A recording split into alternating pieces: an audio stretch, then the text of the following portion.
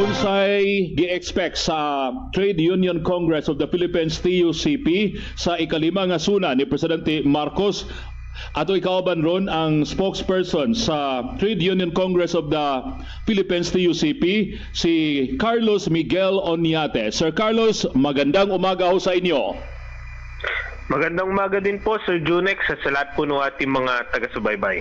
Sa on the part sa labor sector, in particular sa biggest labor groups in the country, ang TUCP, ano ho ang ine-expect natin sa suna ni Presidente Marcos, Sir Carlos?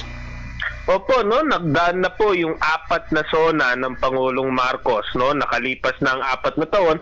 Unfortunately, hanggang ngayon, no, ang paniwala namin, wala pa rin talagang pamana para sa manggagawa ang administrasyong ito. Kung kaya't kami umaasa, no, nandito pa rin yung pag-asa natin na dito sa panglimang sona ng Pangulo ay magkaroon naman ng honest to goodness na assessment na yung ating mga kababayang manggagawa at kanilang pamilya ay hirap na hirap, at ang kinakailangan ay reforma sa pagtatakda ng sahod, maidagdagan ng kanilang sweldo hindi lamang sa Metro Manila kundi sa buong bansa, at gayon din magkaroon din ng reforma doon sa income tax, personal income tax ng ating mga kababayan, no, lalo karamihan middle class.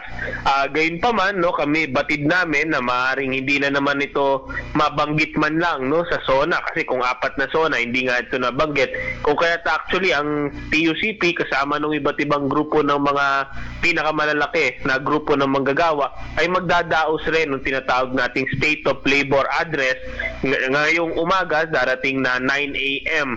para ipanawagan itong mga usapin ng sweldo, usapin ng buwis, usapin ng trabaho na sana naman mapunta sa radar ng Pangulo at mapasama dun sa SONA na darating. Okay. Kasali kayo sa TUCP ang nangunguna dito, Sir Carlos?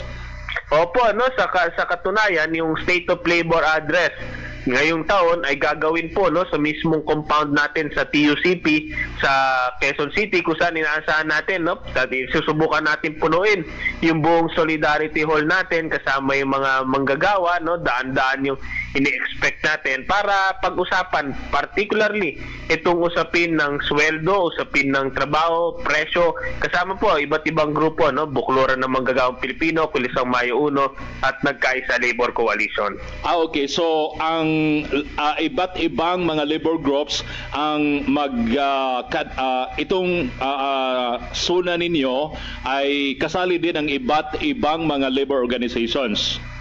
Tama po kayo, no, kasi kinakailangan to yung pagkakaisa ng buong kilusang paggawa, no. Nagsimula ito 2023 dun sa pagsulong para sa legislated wage increase, at ina-expect namin na ngayong panglimang SONA ay dapat naman magbigay ng direktiba ang Pangulo na itaas naman yung sahod hindi lang ng Metro Manila, kasi ina-expect namin ipagyayabang yung 85 pesos na historic daw, pero paano naman yung iba't ibang reyon kagaya ng Cebu, kagaya sa Mindanao, 4 in every 5 minimum wage earners hanggang ngayon wala pa ring umentong inaasahan.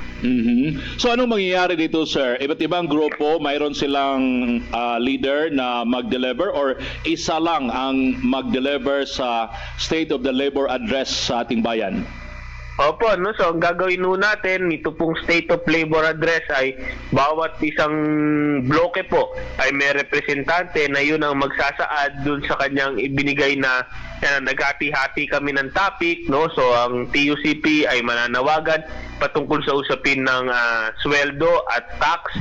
Ang mga kasama naman natin sa PMP, no, makikipag-usap patungkol sa issue ng korupsyon, ang KMU patungkol sa pagtaas ng presyo, paano gawing abot kaya, particularly sa kuryente at petrolyo, at yung Nagkaisa Labor Coalition naman magsasalita tungkol sa karapatan ng bawat manggagawa sa disenteng trabaho, kasama yung karapatan sa kanilang pag-uunyon, kung saan, no, marami sa ating magiging participants, marami sa ating audience ay mga kapwa manggagawa din natin, no, para ito ay tunay na maging State of Labor Address. Okay. So on the part sa TUCP or sa ALO, sino ho ang mag-deliver? I understand si Sir Raymond, hindi siya pwede kasi nandun na siya sa Batasang Pambansa morning pa, di ba? Opening ng Congress. Opo, no, kaya si ating representante ay nasa Congress na po kasi opening ng 10 a.m. ang session. So, ako po ang tatayo muna na representante ulit ng Trade Union Congress of the Philippines para pag-usapan yung dalawa kasi atin tong panukalang batas na to, yung House Bill number 88 for the 200 pesos legislated wage increase at yung pangalawa, yung patas bill natin na ini-exempt lahat ng mga kababayan natin na kumikita ng 50,000 pababa ay ginagawa nating zero yung kanilang income tax. Marami hong nag-file na nito ng mga ini-increase yung income tax exemption pero TUCP po ang may pinakamalaking proposed na income tax exemption which is now 600,000 annual income dapat exempted na from the income tax. Okay, so sa pag-deliver niyo mamaya, Sir Carlos, anong gusto nating ipahiwatig kay Presidente Marcos? Dapat i-certify niya itong urgent bills, ang isali ito sa mga priority bills? Opo, no, tandaan natin, no, every time sinasabi natin ito na ang panglimang SONA ng Pangulo ay that means na meron na lang pong dalawang huling taon ang Pangulo, no? Kumbaga sa basketball to, ito yung last 2 minutes para sa administrasyong ito. At kung nasa last 2 minutes na tayo, walang ibang ruta para sa mga panukalang batas. Kung gusto talagang i-prioritize ng Pangulo, kundi i-certify as urgent or gawin man lang priority bill sa LEDAC para mapasadahan itong mga pag-uusapan ng mga panukalang batas na ito. Tandaan din natin na meron din commitment from the House Committee on Labor Chair Kong Jolo Revilla na after ng SONA ay pag-uusapan na yung substitute bill para sa 200 pesos legislated wage increase. So sisingilin din natin yon at yun doon naman sa nakabinbin nating panukalang batas para ibaba ang buwis ay meron na rin pong commitment yung House Committee on Ways and Means Chair si Kong Miro Kimbo na agaran po magdadaos ng committee hearing para pag-alaran itong mga panukalang batas na ito. Okay. Going back to the State of the Nation address ni Presidente Marcos, ano pa ho ang ini-expect ninyo sa ating Presidente sa ibang issue aside sa labor, Sir Carlos? Opo, no? So definitely, pag-uusapan dan yung, wag nating kalimutan, yung corruption. Yung mahiya naman kayo, no? Especially last year, ano na bang nangyari doon sa naging napanagot na ba lahat ng sangkot? Kasi hindi sapat na ilan lang yung mga naaresto at kailangan merong fundamental na reforma. Lalo na papasok na naman tayo sa budget season. Paano po, no? Ano yung magiging groundwork para i-ensure na hindi na maulit itong pinakamalaking nakawan na ito sa kasaysayan? At pangalawa, paano naman yung pagbawi doon sa mga nakaw na yaman, yung restitution, no? Hindi sapat na naaresto lang sila, no? Sumunod, siyempre ini-expect din natin na ipagyayabang din ng administrasyon yung tinatawag na upper middle income country na ang Pilipinas. Pero paano to magkakaroon ng saysay sa karaniwang buhay ng ordinary Filipinos, no? So how do you bridge this into reality? So yun pa yung kulang dahil hindi tayo makapaniwala na sa isang upper middle income country ang kaya lang niyang ipagyabang ay isang 85 peso increase sa Metro Manila. So paano yung usapin ng food security? Paano yung usapin ng ikaw ay isang upper middle income country pero pinamumudmud mo walang katapusang ayuda? So may disconnect na kailangan i-settle doon. Siyempre nandyan din yung mga political reforms kagaya ng party list reform bill na sinabing ipaprioritize dahil tayo, no, isang TUCP party list, isang party list na nagre-represent ng marginalized sector. So how do we strengthen at kailan uusad do? Dahil tandaan natin, last 2 years na lang ng Marcos administration at beside, no, starting October next year, it would be election season na. So how do we buckle down to work to ensure na mapapasa itong mga systemic reforms na ito? Sir Carlos, sa nakalipas na 4 na taon sa Marcos administration, how do you rate the President? Pasado ba or failure? Siyempre po, no, hindi tayo makapagbigay kagad talaga ng passing grade, no, sapagkat, no, every time sinasabi natin tuwing SONA, hindi nga man lang nabanggit yung usapin ng mga manggagawa, no. Kung mababanggit man lang parang nasa gilid lang no, nabanggit yung usapin ng sahod, wage board lang no, kaya paulit-ulit namin sinasabi no, ang grado para sa administrasyong ito ay incomplete no, hindi mo mabibigyan ng grado ang isang gawa na halos wala ka makikita no, so napakahirap bigyan ng grado yon no, kaya ngayon pa man sinasabi namin hindi pa huli ang lahat no, kami umaasa na sa huling 2 taon ay magkakaroon naman ng kahit papano reforma o programa man lang na magpa-prioritize para sa manggagawa, at hindi namin pinag-uusapan yung ayuda no, hindi po nanghihingi ng limos yung ating mga manggagawa, ang hinihingi po nila no, aumento at disenteng trabaho. So every time na magsasalita na naman ang Pangulo tungkol sa investment o tungkol sa ekonomiya,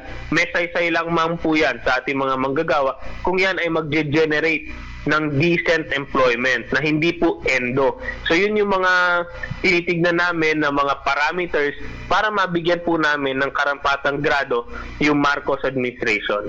And finally, sir, ini-expect sa iba na baka isali sa presidente ang malaking proyekto, itong Pax Silica EI Hub doon sa Tarlac. Ang gobyerno nag-expect na marami raw trabaho ang ma-create dito, pero mayroong mga nangangamba, especially sa mga farmers na mga ma-affected doon. Mayroon na bang initial stand ang TUCP kung sang-ayon sa proyektong ito? Pagsili ka man po o other trade agreements o investment arrangements, ang lagi pong panawagan ng TUCP ay number 1, dapat po yan ay nagsasatisfy nung highest or most basic standards na tinatawag nating environmental, social, and governance, no, ESG. Una-una, environmental, dapat walang environmental displacement na magagawa, no. Social, dapat compliant dun sa ating labor rights or labor standards, at G, yung good governance practices. At pangalawa namin panawagan ay magkaroon ng labor rights advisory board para i-ensure na yung karapatan ng mga manggagawa, at indeed na yung sinasabi nila, actually yung estimate nila ay milyon-milyong bagong trabaho ay trabahong disente, permanente, regular, at hindi trabahong endo.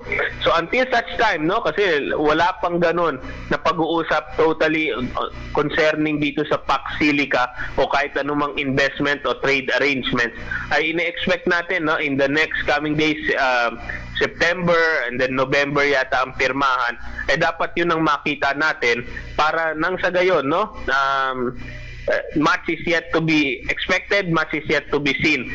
So yun po ang panawagan pa rin ng TUCP no, kailangan decente ang investment para decente ang employment. Okay, Sir Carlos, panawagan or last message na lang ninyo sa ating mga kababayan. Opo, no, sa ating mga kababayan, siyempre tutungayan na naman natin ang panglimang SONA, pero tandaan din natin no, yung ating mga panawagan unang-una ay ito po ay administrasyon o yung Pangulo natin na for the past 4 years ay hindi po kinausap man lang yung labor sector no.